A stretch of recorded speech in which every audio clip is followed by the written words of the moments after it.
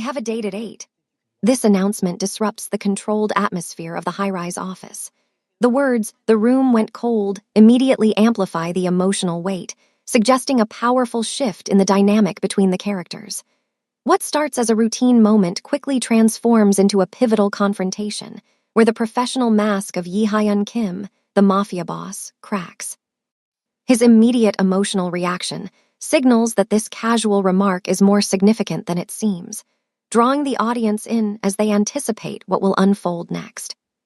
Maya Thompson, a skilled and organized executive assistant, navigates her demanding role. The Seoul skyline, glittering like scattered diamonds, as Maya wraps up her workday, paints a picture of wealth, power, and tension. The subtle detail of her third attempt at a date with Eric Sanders shows how her personal life has been sidelined due to the demands of her job, underlining the conflict between her professional duties and personal desires. The contrast between Maya's work persona, sharp, efficient, and always in control, and her personal life, the casual mention of the date, sets up the emotional conflict. As Maya prepares to leave, Yi Hyun's reaction to her plans reveals a vulnerability that has been hidden beneath his composed exterior for months. His emotional response to her announcement shifts the dynamic from purely professional to intensely personal, setting the stage for the internal and external conflicts to follow. Hello family, welcome to Afro Soul Mafia Stories. Before we proceed to the story, I would love to know where you are watching from. Kindly drop it in the comments section and also like, share, and subscribe to this channel. Thank you. Now let's continue with the story. The silence in the expansive corner office was no longer the productive, heavy, quiet Maya had grown used to over the last 2 years. It had become a physical weight, pressing against her lungs. She stood by the mahogany desk, her hand still resting on the leather strap of her bag, her spine straight and her chin tilted in a display of practiced professional calm. Across from her, Yi Hyun Kim remained seated, but the marble statue aura he usually projected was splintering in real time. Eric Sanders, Yi Hyun repeated, the name sounding like a bitter oath in his mouth. He didn't look at the files she had meticulously prepared for Monday morning. Instead, his dark, piercing eyes were locked onto hers with an intensity that made the 47th floor feel like it was shrinking. "He's a teacher, you said." Yi Hyun's voice was low, carrying that dangerous edge he typically reserved for dismantling corporate rivals during hostile takeovers. "Yes, sir. At the international school," Maya replied, her voice steady despite the way her heart drummed against her ribs. She watched him closely, noting the micro-expressions she had spent 18 months cataloging, the sharp, angular line of his jaw tightening, and the way his fingers curled into a firm grip against the edge of his desk. Yi Hyun stood slowly, his 63 frame casting a long, intimidating shadow across the polished floor. He moved around the desk with the predatory grace of a man who was used to being the most dangerous person in any room. As he stepped into her personal space, the scent of his expensive, woodsy cologne enveloped her, a scent that had haunted her dreams far more than she would ever admit to him. "And what does a teacher from the international school have to offer you, Maya?" He used her first name, a sharp break from the Ms. Thompson that had served as their professional shield for years. "Does he understand the hours you keep? Does he know that you prefer your coffee black and your noodles without green onions?" Maya took a small, instinctive step back, her defensive stance clashing with the inexplicably thrilling spark that ignited whenever he was this close. "He offers me a Friday night that doesn't involve quarterly expenditures or Singapore contracts, Mr. Han," she countered, her large, expressive eyes flashing with a mix of vulnerability and fierce determination. "He offers me a life that belongs to me, not to Kim Holdings." The stoic mask Yi Hyun wore finally fractured completely. He reached up, his hand trembling slightly as he pulled at the knot of his silk tie, loosening his collar in a rare concession of distress. The movement revealed the dark ink of the tattoo on his neck, a visual reminder of the ruthless world he commanded outside these glass walls. "Your life has been intertwined with mine for 18 months, he rasped, his voice losing its corporate polish and becoming something raw and desperate. "I have watched you manage my chaos, translate my silence, and redesign my strategies when they lacked vision. Do you truly think I can just sit here and let you walk out that door to meet a man who hasn't spent every single day falling in love with the way you challenge him?" He stopped just inches away, his gaze searching her face with a depth of intelligence and sensitivity that mirrored her own. In that moment, the CEO was gone. In his place was a man terrified of losing the only person who truly saw through his defenses.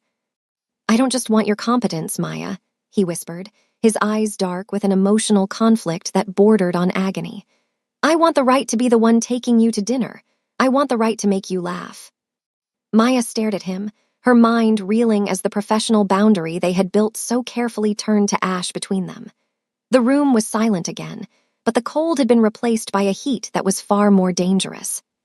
The tension in the office reached a boiling point, the air vibrating with a sudden, sharp electricity that had nothing to do with the humming servers of Kim Holdings. Maya gripped the strap of her bag tighter, her knuckles white. The raw vulnerability Yi Hyun had just displayed was gone as quickly as it had appeared, replaced by a dark, possessive focus that made her breath hitch. He didn't just want her to stay. He was demanding it with every inch of his commanding 63 frame. "You aren't going," he said, his voice dropping an octave into a low, gravelly rasp that felt like a physical caress against her skin. Maya's oval face set into a mask of defiance, her large eyes flashing. "I am Yi Hyun. My shift ended 20 minutes ago and Eric is waiting." She turned toward the heavy glass doors, her graceful movements forced as she tried to maintain her composure. But before she could take a single step, Yi Hyun moved. He didn't run. He glided with that predatory grace that defined him, cutting across the plush carpet to bridge the distance in 2 long strides. Before she could react, he was there, a wall of charcoal wool and cold authority blocking her path to the elevator. "I said cancel it," he commanded. It wasn't a request from a boss. It was a decree from a man who was used to the world bending to his will. "You don't have the right to tell me what to do with my time," Maya countered, her voice rising.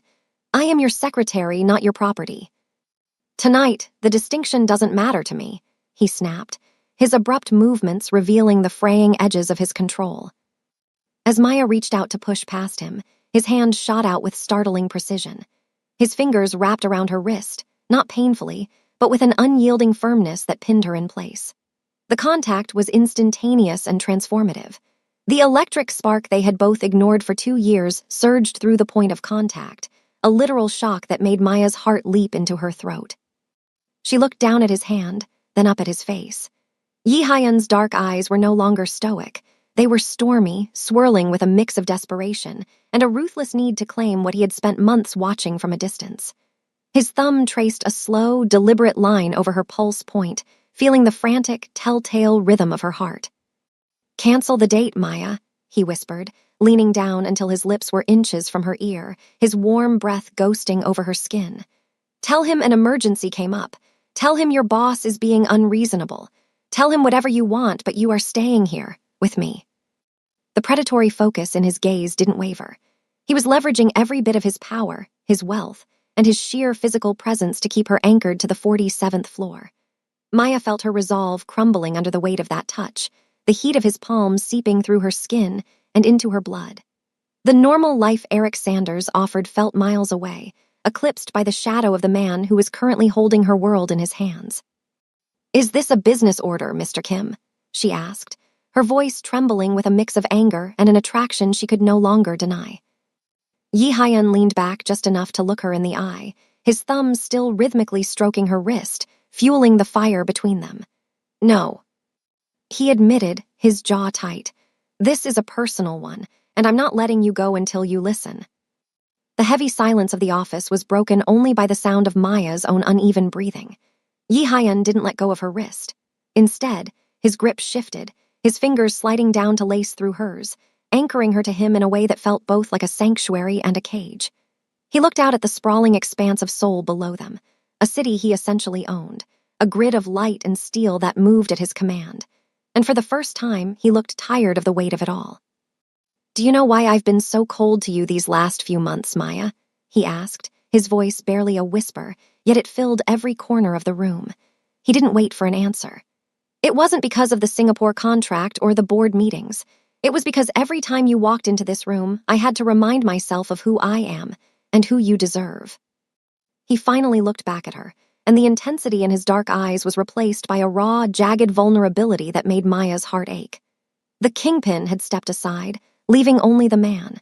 He reached out with his free hand, his fingers hovering just inches from her cheek, hesitating before finally grazing the skin. His touch was light, almost reverent, as if he were afraid she might vanish if he pressed too hard. "I've spent 18 months fighting myself," he confessed, his angular jaw tight with the effort of the words. 18 months watching you move through this office with a grace I don't possess. I watched you handle men twice your age with a single look, and I watched you smile at everyone but me. I told myself it was for your own protection. My world is full of shadows, Maya. It's ruthless, it's predatory, and I didn't want to drag you into the dark just because I couldn't stand to be without your light." He took a step closer, forcing Maya to tilt her head back to meet his gaze. The pristine white of his shirt was still crumpled where he had loosened his collar, a visual testament to his unraveling. "But then you mentioned Eric. You mentioned a date, a life where I don't exist. And I realized that the thought of you belonging to someone else, someone who doesn't know the depth of your brilliance, someone who hasn't seen the way your eyes change when you've solved an impossible problem. It was a far greater darkness than anything my world could offer." Maya searched his face, seeing the truth in the sharp lines of his features. The man who could dismantle empires with a phone call was standing before her, trembling with the fear of a simple rejection. It was a staggering display of powerlessness from a man who had never known the word. "I've been a coward," he rasped, his thumb tracing the curve of her jawline. "I used my authority to keep you close because I was too terrified to ask you to stay as a man. I've lived in a world where everything has a price and everyone can be bought, but you are the only thing I've ever wanted that I couldn't simply take, and it has been driving me insane." The honesty in his voice was a physical force, stripping away Maya's own professional defenses. She saw the emotional struggle he had buried beneath the tailored suits and the stoic expressions, the quiet agony of a man who owned the city but felt like he was starving for the one thing he couldn't control. "I don't want to be your boss tonight, Maya," he whispered, his forehead leaning against hers, his eyes closing as he inhaled the scent of her. "I just want to be the man who doesn't have to watch you leave." Maya remained still, her forehead resting against his for a heartbeat longer than she should have allowed. The heat radiating from Yi Hyan was intoxicating, a siren song of safety and power that threatened to drown out the voice of reason in her head. But as his fingers trailed lower, tracing the delicate column of her throat, the reality of their surroundings, the cold glass, the expensive mahogany, the literal height of his ivory tower, snapped her back to her senses. Gently but firmly, she pushed against his chest. Her hands felt the hard, frantic thrum of his heart through the fine cotton of his shirt, a rhythm that proved he was just as shaken as she was. She waited until he opened his eyes, those dark, intense pools now clouded with a desperate hope, before she spoke. "You say you want the right to make me laugh," Maya began, her voice gaining strength as she straightened her spine, resuming that upright, dominant posture that had earned her respect in rooms where she was never expected to be. "But you started this conversation by demanding I cancel my life. You used the same tone you use when you're ordering a liquidation, Yi Hyan. That isn't love. That's possession." Yi Hyan flinched as if she'd struck him, his hands dropping to his sides. "I was desperate, Maya. I didn't know how else to make you stay." "And that's the problem," she countered, her large, expressive eyes narrowing with a fierce determination. She took a deliberate step back, reclaiming the space he had so effortlessly invaded. "I have spent 2 years building a reputation in this city and in this company. As a Black woman in corporate soul, I don't have the luxury of making mistakes. I have worked twice as hard to be half as visible, and I have done it by being the most professional person in every room. If I stay because you ordered it, I'm not your partner. I'm just another asset you've managed to secure." She watched his jaw tighten, the angular lines of his face sharpening in the moonlight. She knew she was touching a nerve, challenging the very core of how he moved through the world. "I need respect more than I need your protection," she continued, her voice soft but unwavering. "You talk about your world being full of shadows and predators, but you forget that I've navigated those same shadows right beside you. I don't need you to hide me from the dark. I need you to recognize that I have my own light, and it doesn't belong to Kim Holdings. It doesn't belong to you." The silence that followed was different now. It was heavy with the weight of her words. Yi Hyan stood tall, his lean, muscular frame rigid, but his eyes betrayed the vulnerability she had uncovered. He looked at her not as his secretary, but as a woman who held a power over him that no amount of money could replicate. "You think Eric Sanders sees that light better than I do?" he asked, the bitterness returning, though it was tempered now by a genuine need to understand. "Eric sees a woman he wants to get to know over dinner," Maya said simply. "He doesn't have the power to fire me. He doesn't have the power to ruin my career if things go wrong. With him, I am just Maya. With you, the lines are so blurred I can barely see where my work ends and my heart begins. If we are ever going to be anything, Yi Hyun, it can't be because you blocked the door. It has to be because I chose to stay."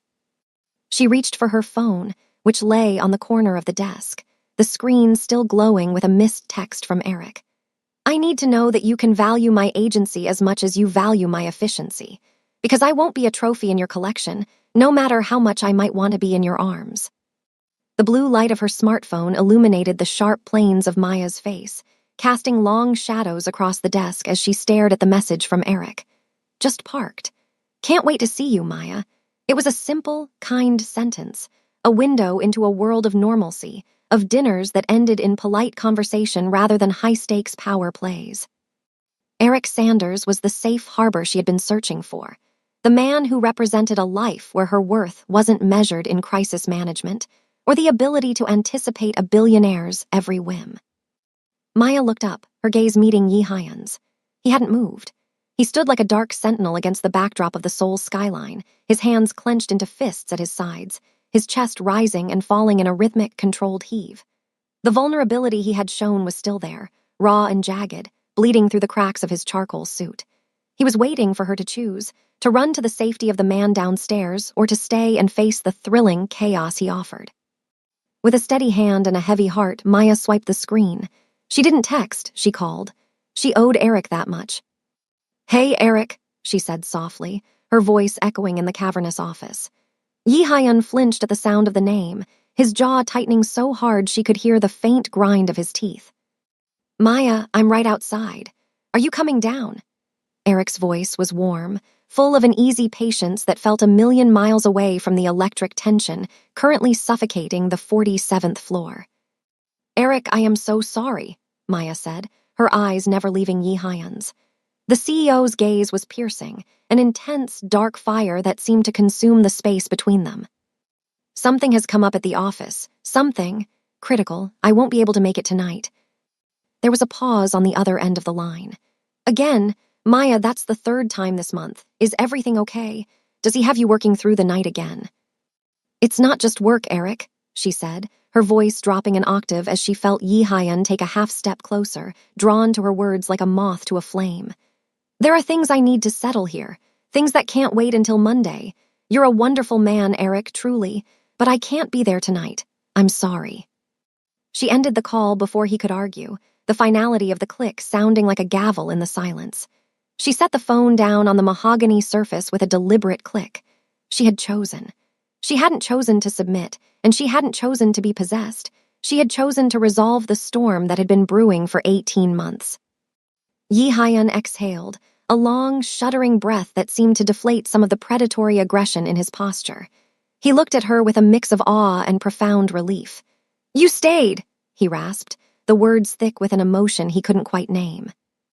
"I didn't stay for you, Yi Hyun," Maya corrected him, her voice firm even as her heart hammered against her ribs.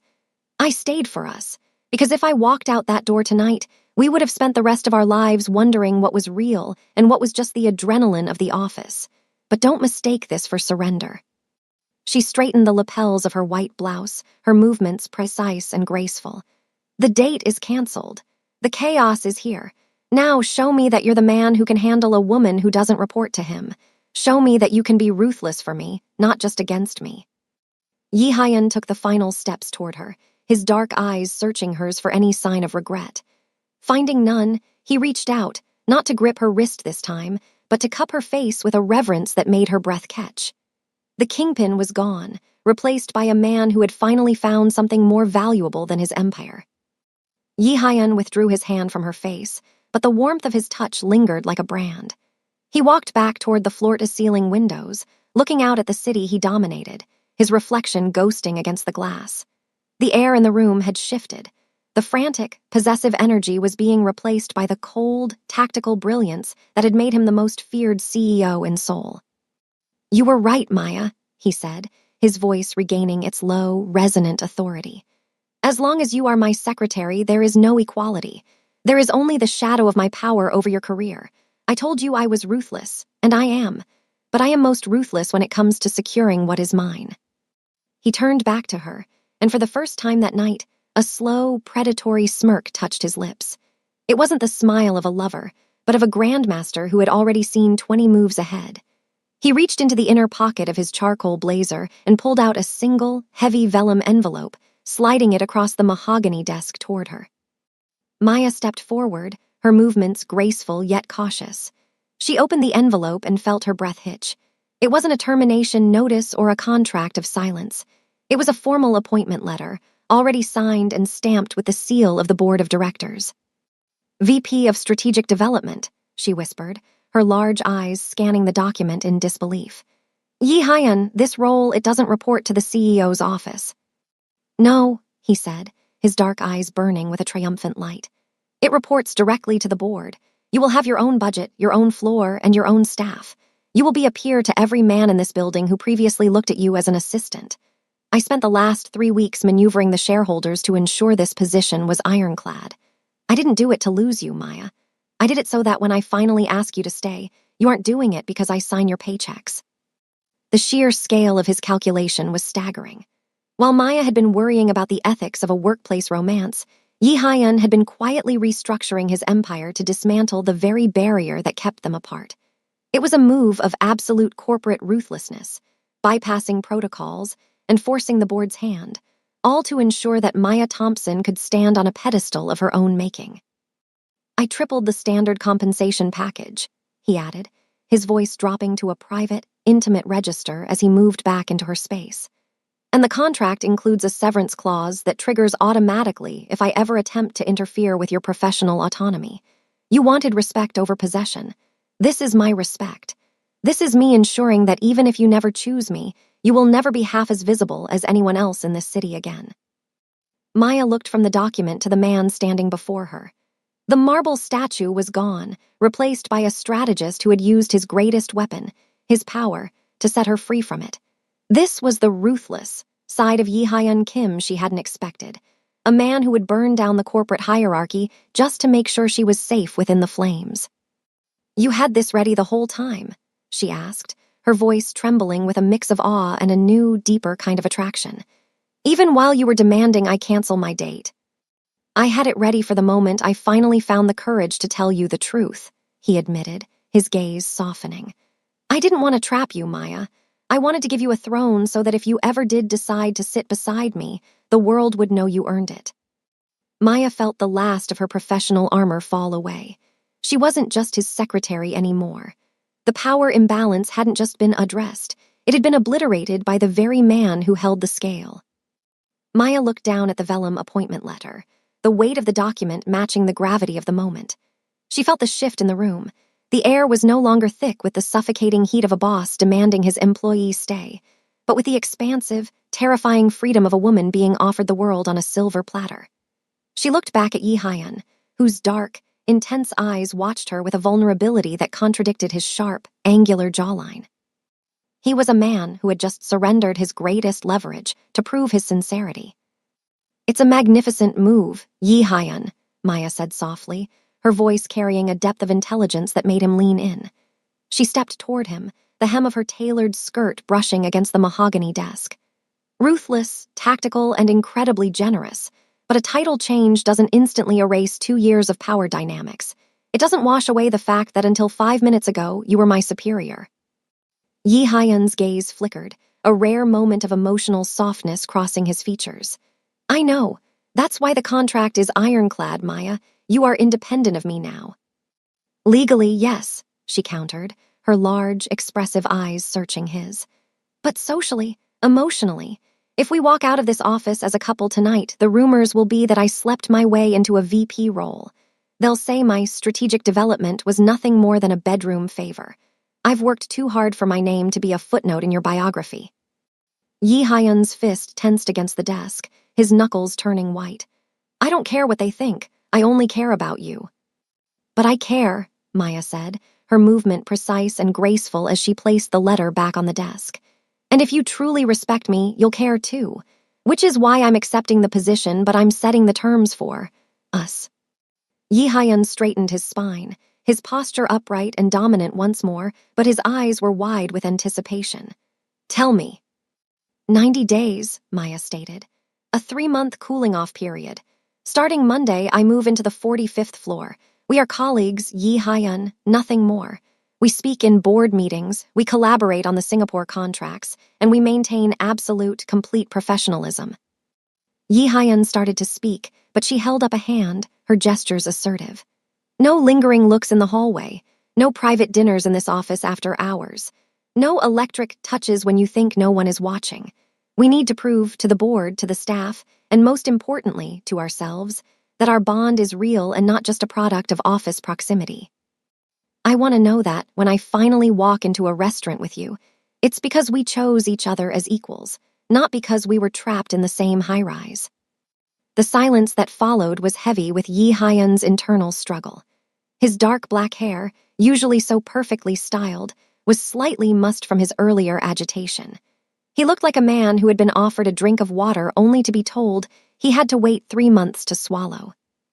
3 months of silence, he rasped, his voice losing its corporate polish. Maya, I've already waited 18 months. Every day I don't get to call you mine feels like a year. Then 90 days should be easy for a man with your discipline, Maya said, a subtle, fierce smile playing on her lips. She stepped closer, close enough to see the slight loosening of his white collar, but she didn't touch him.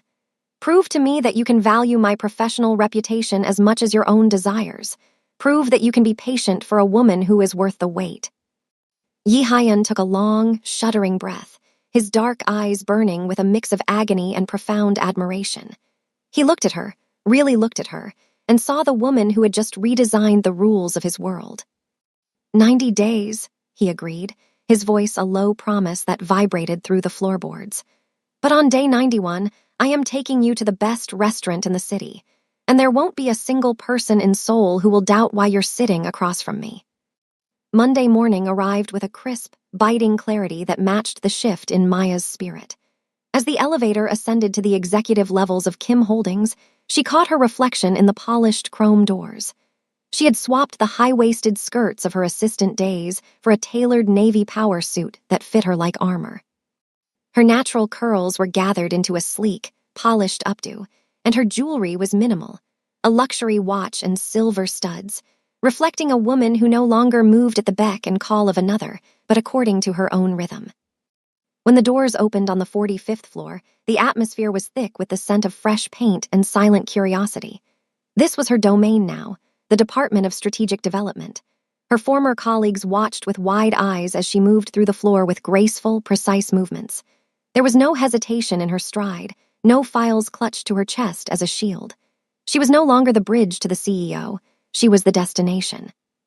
The true test, however, waited on the 50th floor in the grand boardroom.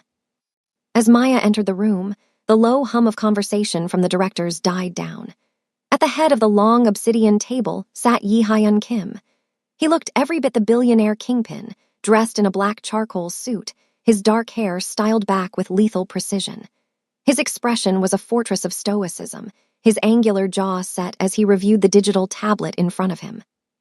Maya took her seat at the opposite end of the table, the seat reserved for the vice president. She felt the weight of a dozen gazes on her, searching for a crack, a sign that she was out of her depth. She didn't give them one. The floor is yours, Vice President Thompson, Yi Hyun said. His voice was professional, devoid of the gravelly rasp that had haunted her dreams over the weekend. To anyone else, he sounded bored, but Maya noticed the slight tightening of his fist against the table. He was keeping his promise. Maya stood, her posture upright and dominant. Thank you, CEO Kim. If you'll direct your attention to the screens, we'll begin with the restructuring of our Southeast Asian logistics. For the next hour, Maya commanded the room.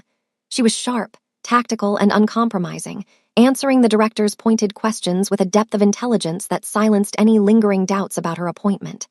Throughout the presentation, she kept her word. She didn't look for his approval. She didn't seek his gaze.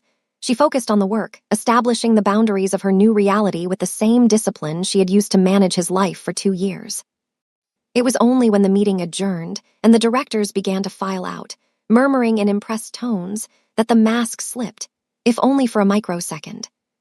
Yi Hyun remained in his chair, ostensibly busy with his tablet. Maya gathered her things, her movements calm and deliberate. As she reached the door, she paused and looked back. Yi Hyun raised his head at the exact same moment. There were no words, no electric touches, no lingering sighs, but in the dark, intense depths of his eyes, she saw the countdown.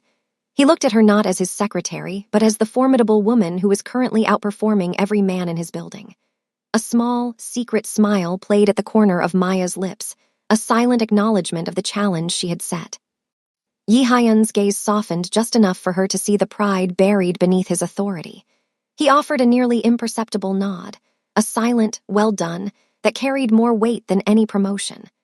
Maya turned and walked out, the click of her heels echoing with the confidence of a woman who knew she was exactly where she belonged. 89 days to go. The air in the hallway felt lighter already.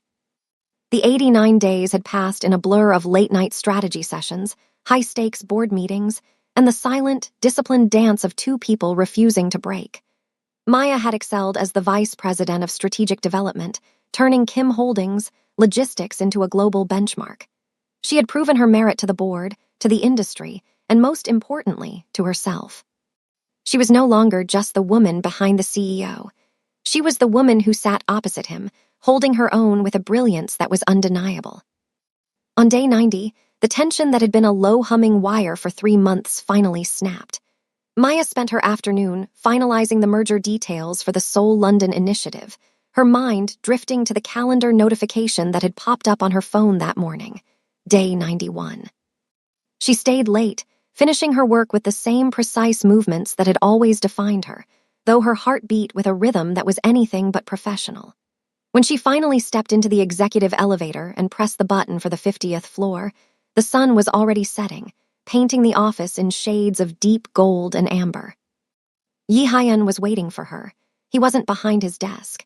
He was standing by the floor-to-ceiling windows, his charcoal jacket discarded and the sleeves of his white shirt rolled up to his elbows.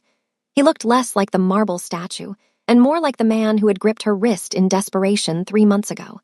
When he turned to face her, the stoicism he had worn like armor for 90 days vanished. "The clock just struck midnight, Maya," he said, his voice a low, gravelly vibration that sent a familiar spark of electricity through her. Maya walked toward him, her heels clicking softly against the floor. She stopped just inches away, looking up into those dark, intense eyes. "I believe I promised you a date on day 91.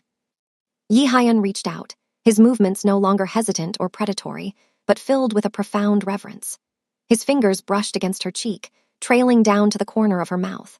Then, for the first time in the 2 years she had known him, Yi Hyun Kim truly smiled. It wasn't the smirk of a victor or the polite curve of a businessman. It was a genuine, radiant expression of joy that softened his angular jawline and made the vulnerability in his eyes clear for the world to see. "You have no idea how many times I almost broke," he admitted, his thumb tracing her lower lip. "How many times I wanted to walk down 2 floors just to see if you were still wearing that navy suit.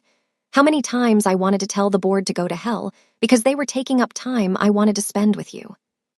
Maya leaned into his touch, her eyes closing as she felt the heat of him. "But you didn't. You gave me the space to be myself, Yi Hyun. You gave me the respect I asked for." "Because you were worth every second of the wait," he whispered. He stepped into her personal space, his forehead resting against hers, echoing the night this journey began. "These 90 days proved that we aren't just a product of proximity, Maya. We've built something that could survive the light of day, the scrutiny of the board, and anything else this city tries to throw at us." He pulled a small, velvet box from his pocket, not a ring, but a key. "I bought a place in the hills, no corporate ties, no Kim Holdings branding, just a home where we can be Maya and Yi Hyun. I want our first real date to be there, away from the shadows." Maya looked at the key, then back at the man who had redefined his entire world to fit her within it. She realized then that the ruthless CEO had found his match, and the black secretary had found her equal. The 3 months are over, Yihayan, she said, her voice a soft, fierce promise. They are, he agreed, his gaze darkening with a heat that promised a lifetime. And our forever is just beginning. As the moon rose over Seoul, painting the 50th floor in silver, they finally bridged the final inch. It wasn't an order, a demand, or a professional obligation. It was a choice, made in total equality, with a love that had finally earned it right to stay.